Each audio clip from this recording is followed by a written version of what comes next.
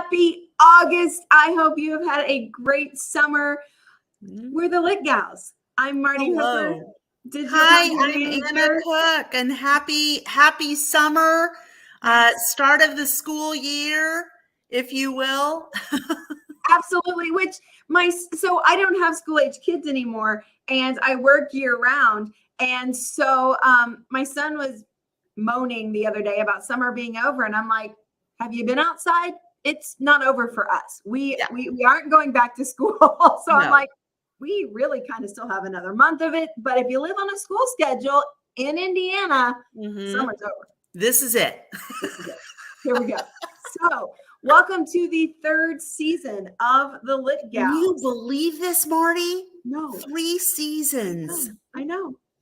Episode 16. So we've done a few of these, and you're going to see some new graphics. You see a new background now. So we're going to refresh and change a few things as we go. But at the core, we're going to talk about literacy. We're going to talk about things that matter about books. And then, of course, we'll talk about books we love, books we're reading, books we're listening to, and all those things. I love it. I am so happy that we're both together again, Marty. And I thought that we probably needed to begin our new season with the article that we just wrote, well, at the beginning of summer, if you will, in May, right? Yeah. We wrote an article about, and that was in Keep Indiana Learning, and you can still find it under the blogs. Yes, and I will link it in the show notes for this show, so I'll make it easy. We really, it was fun writing this article because we were both so passionate about it. Yeah. And that was really behaviors to notice and support with your students.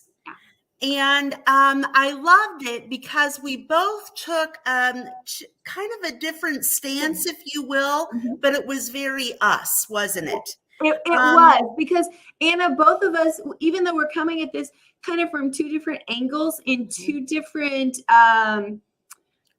ages of kids that we've worked with so long, ultimately we have the same goal, which is to create lifelong reading habits. So even though we're coming from different perspectives and looking at it differently, our goal is the very same, because we want readers that grow up. We don't want them to stop reading at grade 12. Right. No, we don't. And that's the reason we really wrote this, isn't it? Because we want our students, we want our kids to be lifelong readers and learners. Absolutely. Which reading and learning go hand in hand, which is something I think we're going to talk about as we dig in today. That, man, even when you think you're reading a fiction book, that can send you down a rabbit trail of learning facts. So those nonfiction things. So go ahead, Anna, get us started. Well, I wanted to start out with just a very primary. This would be in pre-K. Maybe pre-K through 1. I love rainy days. And some of you may say, oh, the sentences are so simple. What's there to teach? What's there to learn? I can hide my bone. I can make art on the carpet with my paws and dirt.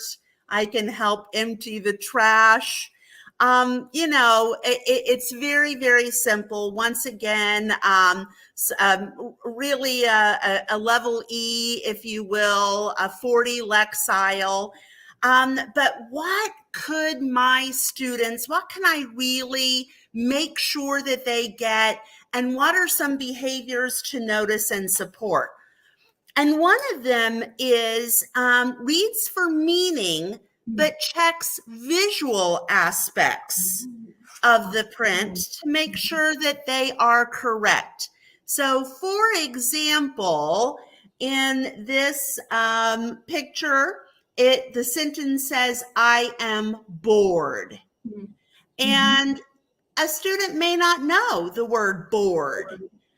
But if they look at the picture, they can see that this dog is either sleepy, starting with an S, right? Right. Or he might be bored.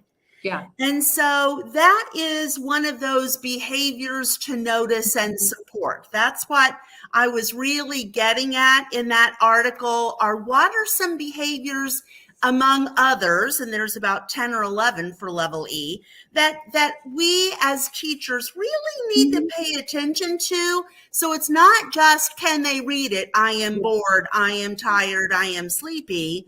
But more importantly, are they checking for those visual cues, if you will?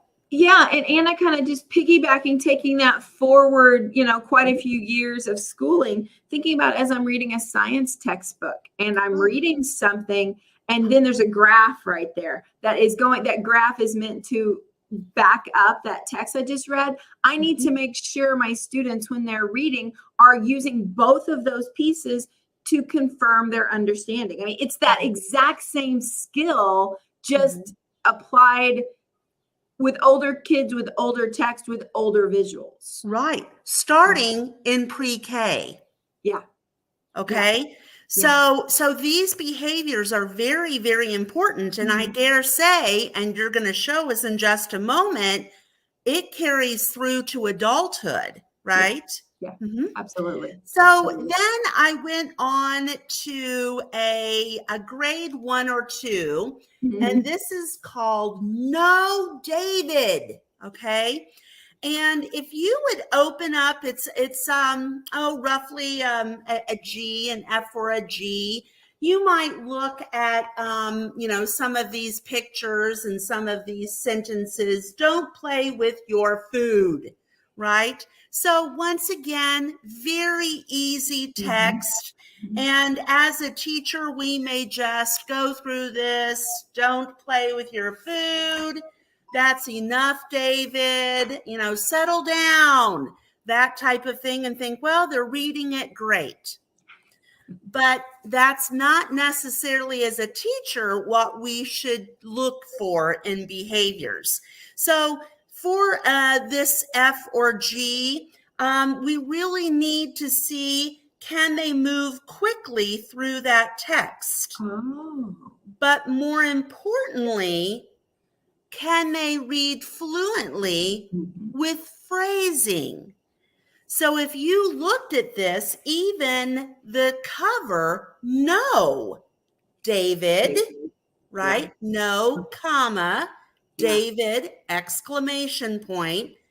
So these are little things that we have to teach, and we have to make sure that those are behaviors that our students are doing, right? Oh, absolutely. And once again, if we don't know to do this and we carry it through to adulthood, it could make or break a text, couldn't it? Oh, absolutely. And what we feel like just happens for readers doesn't just happen. Some teacher somewhere taught you, Anna, to read no, comma, David, exclamation mark, the way you read no, David, not like I just said it, because the way I just said no, David means something very different than the way you read that title, because someone taught you how to read all those parts of the English language. Exactly. So through read alouds or during small group time, these are the behaviors that we need to make sure that we are teaching explicitly. Yeah, absolutely. So do you want me to jump with my book now? I do. Okay. Because this is very enlightening how it just carries through, right? Absolutely. So Anna, as I talk about, I've got 2 different texts. One is upper elementary, and I think you may have a lexile or a number for it. And one is a little bit older, but think about like what you would want to notice as you were watching kids read. But I'll just talk about the text for a minute. Wish Tree here is such a beautiful book. Number one, it's beautiful. Can I say the Wish Tree is roughly for grades 4 through 6, and Marty, you're going to talk about that as well. It's got a lexile of about 590. Okay. And maybe a guided reading of around an hour or so. Yeah. So what I love about this book, it's a great transition book. As you're moving, there's a reason they're called middle grade readers. As we're moving them from those very much more picture heavy, lots or in big fonts and small chunks of words on a page, this becomes a very approachable text. And even down to those are, I mean, obviously this is a book about a tree. It's a fiction book about a tree. But just beautiful leaf illustrations here. And then I thought this was interesting. Let's see if I can find her again real quick. Yeah, here's a mom opossum with her babies. And, as kids are reading this, one, it makes the text approachable because there's a cute little opossum with her babies on the page where she's talked about. But also, if they don't know what an opossum is, I taught here in the city, so my kids may not know what that is. That's a picture that helps fill in a gap in their knowledge. That's right. And believe it or not, I can't believe this. For that level type reading book, a behavior to notice and support is, do they extend the text in various ways that might include research? Perfect. So they had that little subtle picture, right? Drawing of a possum. Yep. And that could spur of, what is that? Yeah. And because that's not an animal you see very often, by design, they're nocturnal animals. So then what is an opossum? And it takes you down this whole rabbit trail of research, which is what really good fiction can do, is take you down to where you learn more. Even though I'm reading this, I'll be honest with you, it's an adorable book. Absolutely adorable. I know you love it. But then, you could do a whole ecology unit based on this book, because obviously it's not just an opossum. I was flipping through, there was a skunk picture. Oh, there's a raccoon. So there's a whole, as we all know, there's whole ecosystems involved with trees. And that, this could be a launch of a PBL unit about. Oh, for sure. For sure. Absolutely. Yeah. So I love it that's one of the behaviors, is that using, a question I have from here to go do research. And then we'll take one more one more step down this path with a slightly older book.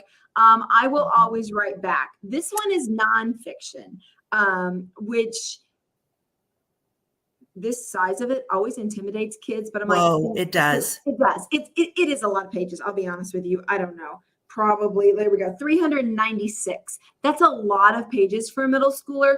But what I always reminded them, this is a book I recommended dozens of times over, is that it's letters between two pen pals.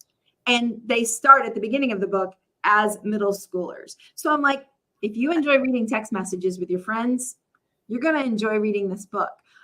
So I think that's one of the ways we can help kids become lifelong readers, is equate text, bigger, maybe more intimidating text, to something they're already comfortable with. If you're reading text from your friends, this is nothing.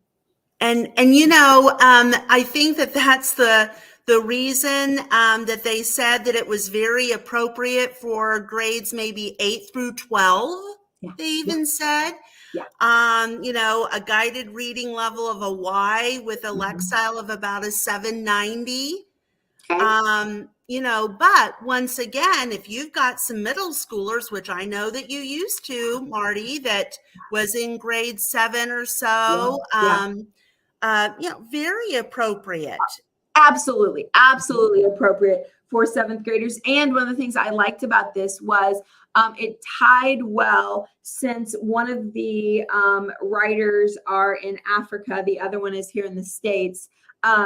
One of the pen pals, being in Africa, tied well to the social studies curriculum for 7th grade in Indiana. So we could tie in some of those things you're learning about in social studies class right here into our nonfiction text. I love it. And wouldn't you know, one of the behaviors to notice and support really in a level grade, guided reading level Y, talked about being able to understand and discuss topics.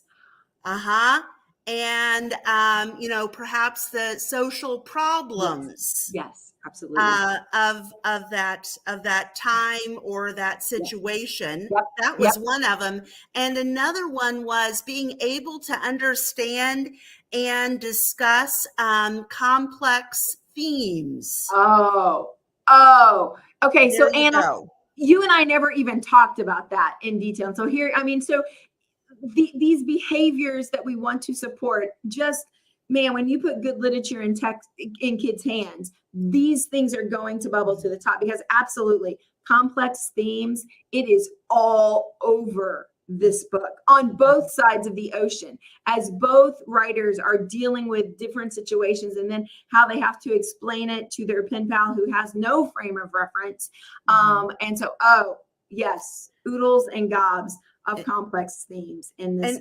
And Martie, it really does kind of go back to, is this just about reading this story and answering the questions? Nope.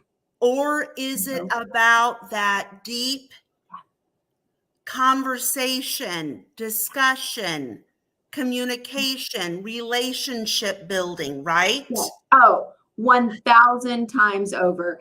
Handing out a comprehension worksheet is not where the growing, the learning, the thinking is going to happen. It's going to be in wrestling with my thoughts. How do I verbalize this complex idea that's just floating around up here and put it into words? But then how do I synthesize that with what you're saying, Anna, and then put these different thoughts together? That's where the thinking is, not in a comprehension worksheet.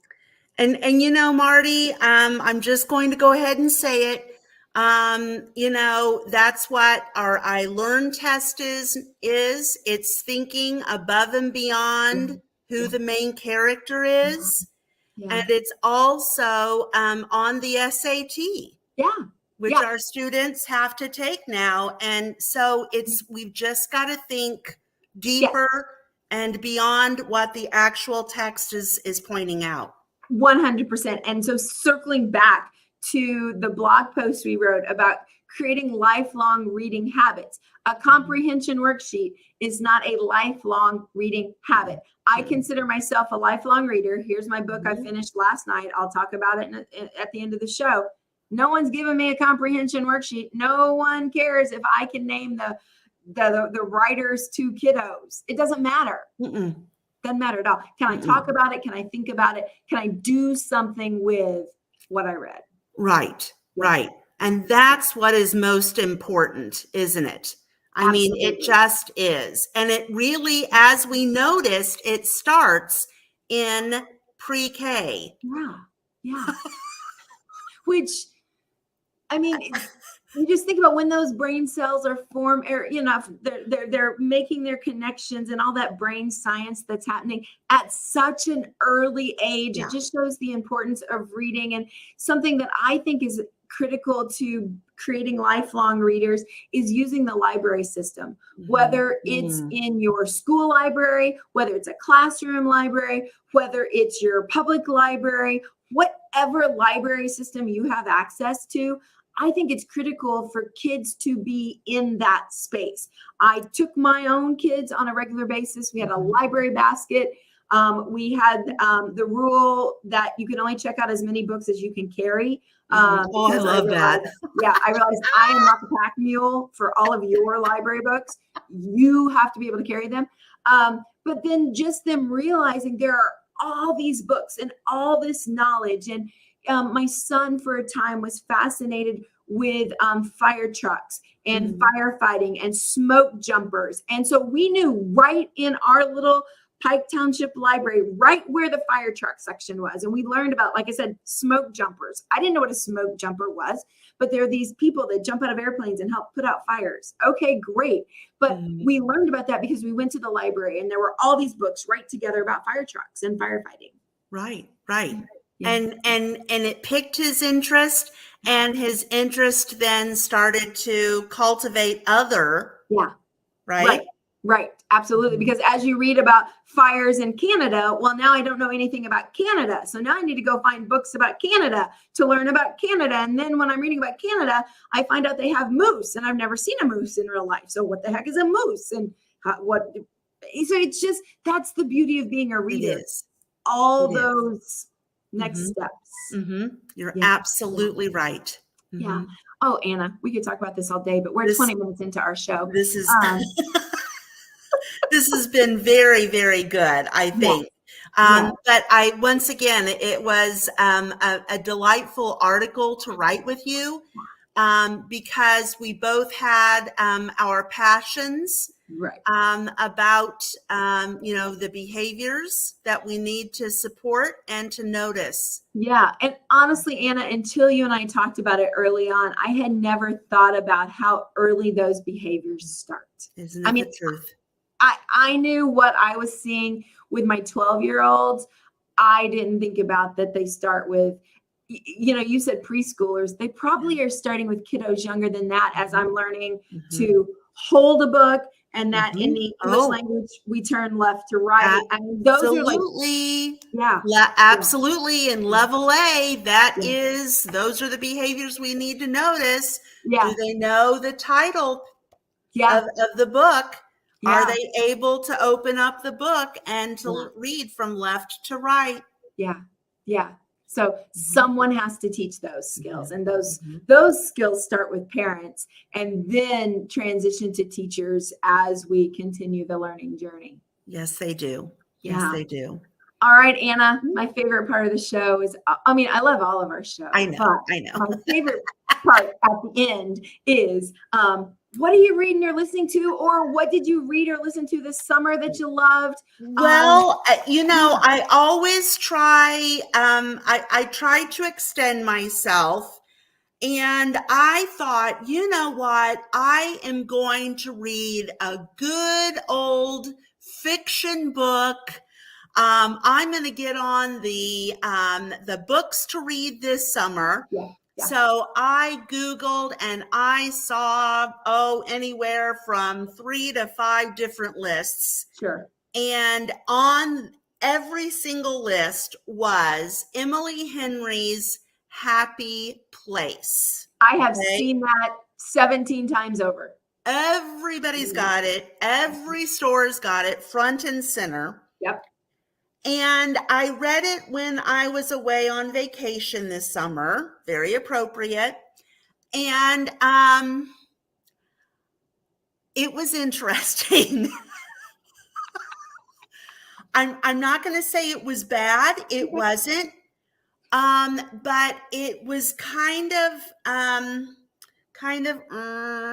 you know what I mean? Yeah. Until about the last fourth of a book. Oh. And then it all came together. Yeah. And then you were like, oh, now I know why I read 3/4 of this book and it was like this. Now I get why. Yeah. Yeah. But you know what, Martie? What was probably the most wonderful or interesting was then my conversation with my friends about it. Yeah. And the deeper meaning of this book, and why the author probably had to do this in order for it to really spike at the end, and for us then to be able to talk about. Yeah. Yeah. So what at first I thought, I could take it or leave it. I ended up starting to think, and I'm still talking with my friends about this book. Yeah. Isn't that interesting? It wasn't the most riveting, goodness knows, but it was thought-provoking.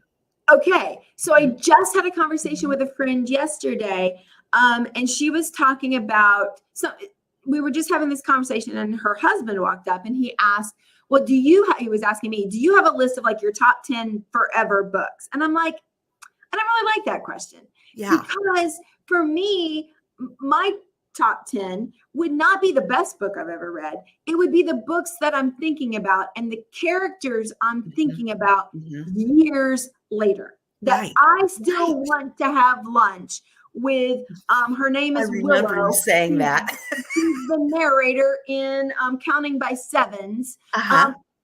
I want to have lunch with her because she's Yeah. fascinating to me. And I can't think of the girl's name now in the novella Breakfast at Tiffany's. I read that years ago.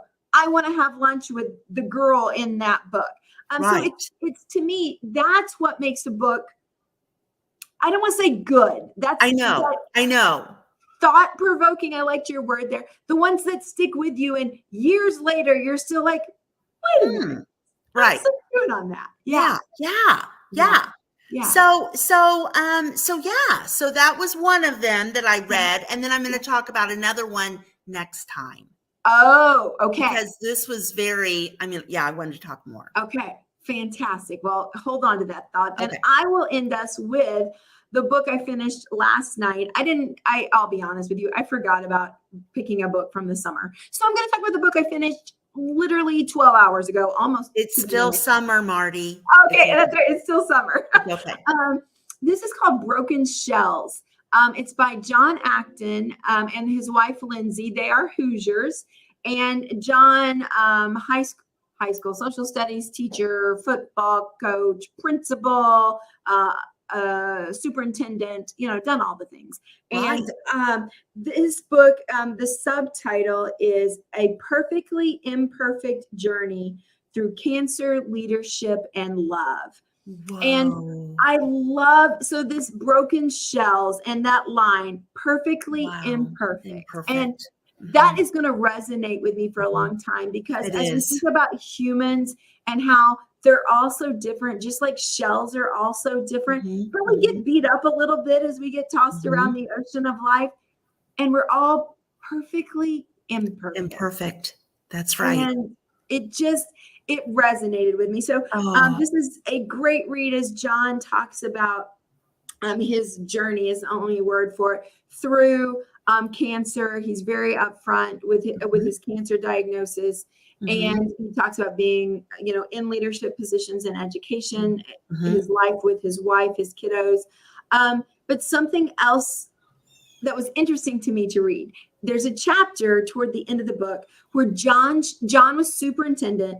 He became a superintendent 9 days before school shut down in Indiana for COVID. Oh my goodness. So he was a superintendent for 9 days before. Oh, I couldn't fathom. No. So what he does though in this chapter is shares, I don't want to say every email he sent, but like his all staff emails through like that time. And so it was neat for me as an educator to go back and read those and think about where was my school at that time and what was that like? And so it was a very interesting journey for me to rehash my own COVID education experience through someone else, because his district was very different than mine. It was a small rural district.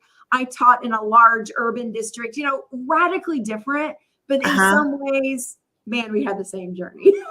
Well, and Martie, I was going to say very much the same in, we really needed communication. Yes. We had to have it. Right. In this arena. Yeah.